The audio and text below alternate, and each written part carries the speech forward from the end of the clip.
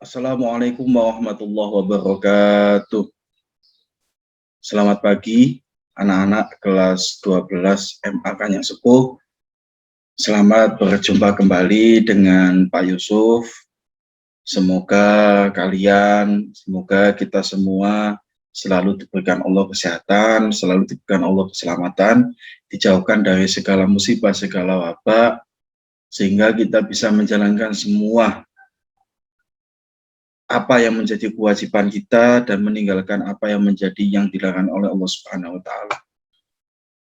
Sebelum pertemuan pada pagi hari ini kita lanjutkan, marilah kita mulai pembelajaran pada pagi hari ini dengan baca surat Al-Fatihah. Semoga kegiatan pembelajaran dengan jarak jauh ini selalu mendapatkan ridho dari Allah Subhanahu wa taala, bisa menambah pengetahuan, bisa menambah ilmu buat kita semua, dan kita semua dijauhkan dari segala penyakit, dan semua keluarga kita, Bapak Ibu guru kita, keluarga kita, diberikan Allah kesehatan. Amin amin ya rabbal alamin. Ala hadinah wa ala kuniyati sholihah. Al-Fatihah. A'udzubillahi minasyaitonir rajim. Bismillahirrahmanirrahim.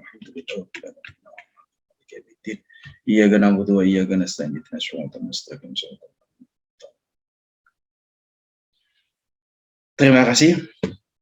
Selanjutnya pada kesempatan kali ini di kelas 12 IPS mata pelajaran sejarah, Pak Yusuf sengaja lewat video dulu ingin menyampaikan beberapa hal penting terkait dengan konsep pembelajaran, terkait dengan materi yang akan kita pelajari selama 1 semester ke depan. Yang pertama, yang ingin disampaikan Pak Yusuf, seperti kemarin yang sudah disampaikan pada saat Zoom meeting, Pak Yusuf minta tolong, karena kalian sekarang sudah naik ke kelas 12, karena kalian sekarang sudah di kelas terakhir, tolong harus ada sedikit perubahan. Sedikit perubahan ini itu juga harus maksimal. Ya mungkin kelas 11 kemarin sampean belum bisa melaksanakan pembelajaran dengan maksimal, tugasnya jarang dikumpulkan, jarang ikut pembelajaran, pembelajaran ditinggal tidur atau ditinggal apa. Saya berharap kelas 12 ini ada perubahan. Oke, kelas 12 ini ada perubahan, karena Bapak Ibu guru yang ngajak kelas 12 ini ada yang berbeda dengan kelas 11, ada yang sama. Terus yang kedua, Pak Yusuf juga ingin menggugah hati sampean, pikiran sampean, pengen menggugah pola pikir sampean bahwa sampean sekarang sudah di tahap injury time, di tahap terakhir untuk kelulusan sampean. Coba berpikir bahwa orang tua sampean itu menyekolahkan sampean, memberikan pendidikan sampean sampai ke alia, sampai ke jenjang terakhir seperti ini, itu tanpa ada hal yang mudah, penuh dengan perjuangan. Makanya Pak Yusuf minta tolong, sampean evaluasi diri sampean lihat orang tua sampean, bagaimana mereka berjuang mencari nafkah buat sampean untuk sekolah sampean. Dan yang ketiga, kegiatan kelas 12 itu banyak, plus biaya kelas 12 itu juga banyak. Makanya Pak Yusuf minta tolong, ayo dipikir sing mateng, jangan sampai sampai kelas 12 itu melakukan kegiatan-kegiatan yang tidak ada gunanya. Apalagi sampai sekolah gak temenan, sehingga dana biaya yang dikeluarkan oleh orang tua sampean untuk membiayai sampean itu tidak ada gunanya. Ya, itu sebagai pengantar. Makanya nanti selama kelas 12, Pak Yusuf akan sangat intens bertatap muka dengan sampean, baik lewat Zoom meeting, lewat YouTube, atau lewat WA, atau lewat apapun, lewat VC. Tujuannya Pak Yusuf cuma satu, Pak Yusuf ingin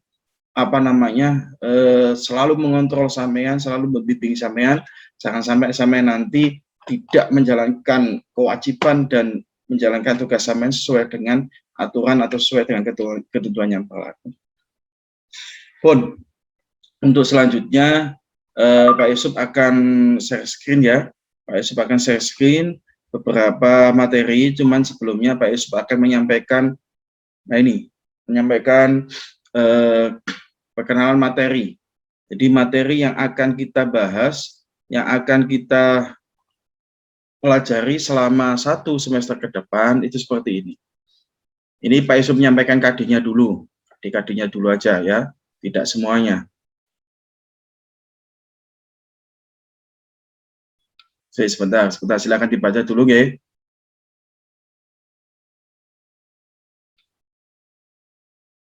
Nah, nanti akan kita pelajari ini melanjutkan lah, intinya melanjutkan pembelajaran kita di kelas 11 kemarin, melanjutkan pembelajaran kita di kelas 11 kemarin, yaitu yang pertama nanti kita akan bahas tentang upaya bangsa Indonesia dalam menghadapi ancaman disintegrasi bangsa. Jadi nanti setelah bangsa Indonesia merdeka pada tahun 1945, itu ada upaya disintegrasi. Disintegrasi itu apa, Pak? Disintegrasi itu upaya perpecahan, memecahkan diri.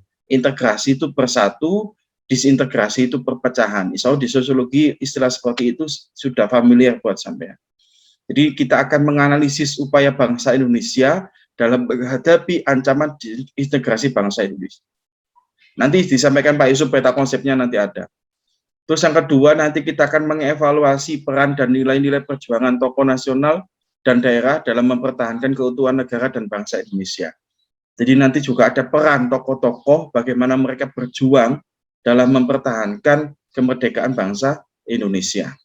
Itu secara umum semester 1. Tapi nanti di KD pertama ini materinya sangat banyak. Karena yang akan kita bahas itu nanti disintegrasi baik dari luar atau dari dalam, baik nanti perjuangan fisik atau non fisik itu banyak nanti. Nanti konsepnya sama dengan Pak Yusuf. Terus menganalisis perkembangan kehidupan politik dan ekonomi bangsa Indonesia pada masa awal kemerdekaan sampai masa demokrasi liberal. Jadi nanti setelah kita membahas tentang masalah disintegrasi, tentang masalah tokoh-tokoh, kita akan menganalisis tentang kehidupan politik dan ekonomi bangsa Indonesia pada masa awal kemerdekaan. Jadi bagaimana kehidupan politik dan ekonomi bangsa Indonesia pada masa awal kemerdekaan sampai dengan demokrasi liberal. Itu nanti akan dijelaskan rinci di materi atau di KD ini. Terus selanjutnya menganalisis perkembangan kehidupan politik ekonomi bangsa Indonesia pada demokrasi terpimpin. Demokrasi terpimpin tahun 1959 itu nanti akan dibahas bagaimana latar belakang munculnya demokrasi terpimpin, bagaimana pelaksanaan demokrasi terpimpin, terus pengaruhnya, dampaknya terhadap bidang ekonomi dan politik itu nanti akan dibahas di KD ini. Menganalisis perkembangan kehidupan politik dan ekonomi bangsa Indonesia pada masa Orde Baru. Nah, setelah kita membahas tentang demokrasi terpimpin, setelah itu nanti kan munculnya demokrasi terpimpin akhirnya memunculkan gejolak di beberapa daerah, termasuk salah satunya nanti munculnya G30 SPKI, dan itu akhirnya menjadi salah satu akhir babak dari pemerintahan Orde Lama atau Soekarno, dan akhirnya muncul pemerintahan Orde Baru atau pemerintahan Soeharto. Nah, itu nanti akan kita bahas di KD yang ini. Oke ya, itu beberapa materi yang akan kita bahas di semester 1 dan pertengahan ya 1-2 di semester genap. Nanti insya Allah untuk buku pendampingnya sudah dibagikan ke sampean. Terus untuk model pembelajarannya, nanti materi-materi yang disampaikan Pak Yusuf bisa melalui WA atau melalui Zoom meeting seperti ini, melalui YouTube atau video, atau nanti Pak Yusuf juga akan nge-share PPT atau PowerPoint atau yang lain. Dan juga Pak Yusuf biasanya melakukan evaluasi atau pengayaan baik lewat CBT atau e-learning, baik nanti lewat Google Form dan seterusnya. Makanya saya berharap ya nanti ketua kelas atau pengurus kelas jangan capek-capek kalau misalkan mengingatkan teman-temannya terkait dengan pembelajaran, baik pembelajaran dari Pak Yusuf sendiri atau pembelajaran yang lain. Bon, ini pengenalan tentang materi yang akan kita pelajari untuk 1 semester ke depan. Selanjutnya, sedikit disampaikan tentang materi awal. Jadi, kalau tadi kita bahas tentang integrasi dan disintegrasi. Jadi pada intinya, upaya bangsa Indonesia pada awal kemerdekaan, yaitu pada tahun 1945, itu nanti kan emang ada agresi militer Belanda dan 1 dan 2 dan seterusnya. Nah, itu nanti akan kita bahas di pertemuan selanjutnya. Tapi kita bahas sekarang tentang konsep integrasi. Konsep integrasi itu bagaimana sih, Pak? Jadi integrasi dan disintegrasi. Kalau integrasi jelas itu kan persatuan. Jadi bangsa terbentuk dari beberapa golongan, beberapa orang, beberapa latar belakang yang berbeda-beda, dari pengalaman sejarah yang sama, sehingga mereka membentuk suatu hasrat untuk bersatu. Itu salah satu konsep integrasi sosial atau integrasi dalam suatu negara atau integrasi nasional. Nah, bangsa itu merupakan sekumpulan orang dengan bahasa, sejarah, dan tanah yang sama. Itu kalau menurut Clifford Geertz seperti itu. Nah, integrasi nasional atau integrasi bangsa adalah usaha atau proses mempersatukan perbedaan-perbedaan dalam suatu negara berdasarkan bahasa, darah, sejarah, tanah, dan tujuan yang sama, sehingga tercapai keserasian dan keselarasan nasional. Makanya negara Indonesia itu kan berdasarkan pada bahasa yang berbeda-beda, pada darah yang berbeda, pada etnis yang berbeda, pada ras yang berbeda, yang dijadikan satu menjadi konsep suatu negara.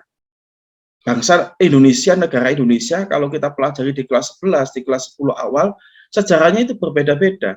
Ada yang dari pelosok Kalimantan, pelosok Sumatera, ada yang dari kerajaan Mataram, kerajaan Majapahit, kerajaan Islam, kerajaan Hindu Buddha, dan seterusnya. Itu kan dari sejarah yang berbeda-beda, dari tanah yang berbeda-beda, dari pulau yang berbeda-beda, membentuk suatu kesatuan yang disebut dengan integrasi nasional. Makanya suatu negara itu akan menjadi kokoh atau akan menjadi besar itu kalau integrasinya juga bagus. Tapi kalau negara itu melakukan perpecahan atau melakukan upaya pemisahan diri seperti yang pernah terjadi seperti Timur Leste itu kan salah satu upaya untuk memisahkan diri dari suatu negara dan berhasil. Kalau ada seperti itu akhirnya membuat suatu negara itu tidak menjadi utuh, akhirnya pecah. Itu konsep integrasi nasional seperti itu. Ya, itu konsep integrasi nasional. Nah, selanjutnya Pak Yusuf akan menampilkan konsep. Ini adalah konsep atau peta konsep, ya, saya share. Peta konsep tentang perjuangan mempertahankan kemerdekaan Indonesia. Mungkin gambarnya terlalu kecil, tapi silakan dilihat saja, nggak apa-apa. Nanti di pertemuan selanjutnya atau nanti kalau bisa tatap muka akan dijelaskan Pak Yusuf lebih jelas. Perjuangan kemerdekaan bangsa Indonesia setelah kemerdekaan bangsa Indonesia. Ya, peta konsep ini dimulai Pak Yusuf dari Perang Dunia II atau akhir Perang Dunia II. Kalau kemarin di kelas 11 semester akhir sudah disampaikan Pak Yusuf, pada Perang Dunia II pada tahun 1941 salah satu gejolak terbesar adalah adanya peristiwa Pearl Harbor atau penyerangan pangkalan militer Amerika Serikat atau sekutu di Hawaii oleh Jepang, sehingga Jepang bisa masuk ke Indonesia. Pada tahun 1942, Jepang mulai integrasi di Indonesia dan seterusnya. Akhirnya pada tahun 1945, bangsa Indonesia bisa melaksanakan proklamasi kemerdekaan Indonesia. Itu kemarin di kelas 11 sudah dijelaskan Pak Yusuf semua. Nah, pada saat proklamasi kemerdekaan Indonesia, secara de facto dan de jure, bangsa Indonesia itu bisa dikatakan sudah diakui oleh negara lain meskipun tidak banyak. Meskipun hanya 1-2 negara yang mengakui bangsa Indonesia, tapi bangsa Indonesia terus berjuang sampai nanti pada akhirnya pada sidang istimewa PBB, pada konferensi Meja Bundar, bangsa Indonesia bisa diakui oleh negara-negara lain atau oleh PBB. Ya, proklamasi kemerdekaan Indonesia secara wilayah, secara tanah kita punya wilayah punatama. Secara pemerintahan kita punya pemerintahan. Termasuk salah satunya pada saat rapat PPKI yang kedua pada tanggal 19 Agustus 1945 dan rapat PPKI yang pertama 18 Agustus, itu kan salah satu upaya bagaimana bangsa Indonesia menambah kekuatan dari sisi apa? Sisi pemerintahan. Kita memilih presiden dan wakil presiden, kita membentuk wilayah. Wilayah Indonesia dibagi menjadi 8 provinsi, wilayah Indonesia dipimpin beberapa oleh gubernur-gubernur dan seterusnya. Itu sudah dijelaskan Pak Yusuf di semester 2 atau semester genap kelas 11 kemarin. Nah, setelah itu semua, bangsa Belanda akhirnya tidak serta-merta menerima kemerdekaan bangsa Indonesia. Akhirnya bangsa Belanda mulai masuk lagi ke Indonesia. Nanti dijelaskan di pertemuan selanjutnya bagaimana upaya bangsa Belanda masuk ke Indonesia. Tapi yang pasti, perjuangan mempertahankan kemerdekaan bangsa Indonesia itu nanti ada 2. Kalau Pak Yusuf biasanya membagi kedua konsep. Apa itu? Kita melawan penjajahan atau pergolakan atau pemberontakan dari dalam negeri sendiri dan kita melawan pemberontakan dari luar negeri. Terus dari dalam negeri apa Pak? Nanti ada peristiwa PKI. Peristiwa PKI yang terkenal PKI Madiun tahun 1948. Ya, PKI Madiun tahun 1948 dan G30 SPKI tahun 1965 itu adalah bagaimana upaya organisasi PKI agar membentuk negara komunis di Indonesia. Itu pemberontakannya di dalam negeri dan dari dalam negeri. Kenapa? Karena organisasi ini pemimpinnya, pelaksananya, bahkan anggotanya, bahkan tentaranya, bahkan semua yang ada di situ hampir 95% itu adalah rakyat Indonesia sendiri yang secara psikologis mungkin mereka tidak menerima kebijakan-kebijakan dari pemerintah pusat. DITII, Daulah Islam, Tentara Islam Indonesia yang dipimpin oleh Kartosuwiryo. Nanti kan banyak DITII, ada di Jawa Tengah, di Jawa Barat, ada di Kalimantan. Ini sama, hampir sama dengan PKI. Kalau PKI tadi ingin membentuk suatu negara separatis, memisahkan diri dari negara Indonesia atau membentuk negara Indonesia yang berasaskan komunis, tapi kalau DITI ingin membentuk negara yang berasaskan agama Islam. Tapi tidak bisa seperti itu. Kenapa? Kalau dalam konsesi Jakarta Meeting atau dalam Piagam Jakarta atau dalam Pancasila saja, kita akan menganut kalau dalam Jakarta Meeting atau dalam Piagam Jakarta, emang di sila pertama dijelaskan menjalankan syariat agama Islam. Tapi itu akhirnya dipatenkan, dirubah menjadi Pancasila sila pertama, yaitu ketuhanan yang Maha Esa. Sehingga tidak bisa negara Indonesia itu hanya berlandaskan pada agama Islam. Makanya DITI ini dilawan oleh pemerintah Indonesia. Ada APRA, ada Andi Aziz, ada RMS, Republik Maluku Selatan, dan seterusnya. Itu nanti adalah beberapa pergolakan-pergolakan, beberapa usaha-usaha yang dilakukan oleh organisasi-organisasi dari dalam negeri sendiri, dari bangsa Indonesia sendiri, yang ingin membentuk negara sendiri, yang ingin memisahkan dari bangsa Indonesia, akhirnya ditahan dan dilawan oleh bangsa Indonesia. Nah, itu yang dimaksud Pak Esop, pergolakan atau pemberontakan dari dalam negeri sendiri. Terus kalau yang dari luar, Pak, iya ada. Ini yang dilakukan oleh Belanda atau sekutu, atau nanti ada FNI atau Kenil, itu nanti silakan dibuka di LKS sampean sebagai buku pendamping. LKS saya sudah ada, Pak Esop tadi sudah dapat kok. Semuanya sudah dapat LKS-nya. Silakan dibuka di LKS ini selalu ada. Pemberontakan dari luar negeri yang dilakukan oleh sekutu dan seterusnya, itu kita kita bentuk beberapa konsep. Yang pertama, pertempuran 5 hari di Semarang. Apa itu pertempuran 5 hari di Semarang? Yang namanya 5 hari berarti pertempuran itu terjadi 5 hari. Iya, di Semarang. Di Semarang. Bagaimana nanti prosesnya, latar belakangnya lah, nanti itu di pertemuan selanjutnya kita bahas. Itu melawan sekutu. Ada pertemuan 10 November 1945. Pertempuran yang terjadi di Surabaya, yang salah satu alasannya atau latar belakangnya karena pada saat itu jenderalnya itu terbunuh. A.W.S. Malabi itu tertembak dan terbunuh, akhirnya arek Surabaya, ya intinya saja ya, arek Surabaya itu diancam dan dipaksa untuk menyerahkan diri kepada pihak sekutu atau Belanda. Ya arek Surabaya nggak mau, apalagi dikobarkan semangat oleh Bung Tomo yang mengobarkan semangat arek Surabaya, akhirnya terjadilah pertempuran 10 November 1945. Makanya pada saat ini dan beberapa tahun yang lalu, beberapa tahun ke depan, 10 November 1945 atau tanggal 10 November selalu kita peringati sebagai hari pahlawan. Karena pada saat itu terjadi pertempuran yang sangat hebat di Surabaya. Ada Palangan Ambarawa, peristiwa yang terjadi di Ambarawa. Ambarawa itu mana, Pak? Ambarawa itu Jawa Tengah. Akses jalan antara Semarang ke Magelang. Palangan Ambarawa itu nanti bagaimana peristiwa latar belakang dan seterusnya akan kita bahas nanti.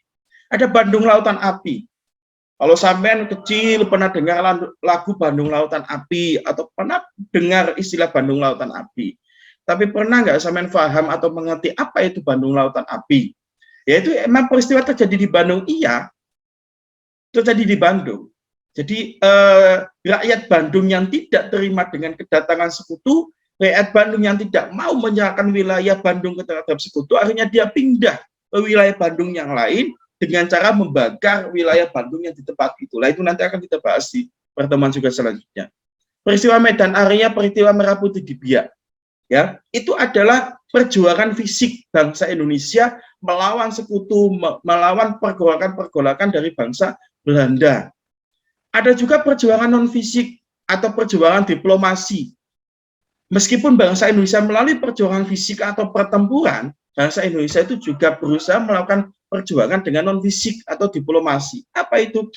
Ada pertemuan di Jakarta atau perundingan di Jakarta, ada pertemuan Hogevelu, Rumroyen, perundingan Linggajati, konferensi inter-Indonesia, perundingan Jakarta, dan seterusnya.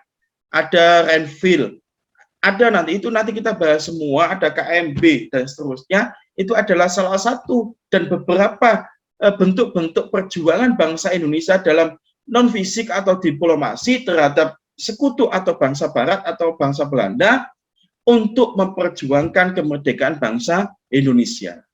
Nah, itu gambaran umum materi yang akan kita bahas di semester pertama, di pertemuan-pertemuan awal.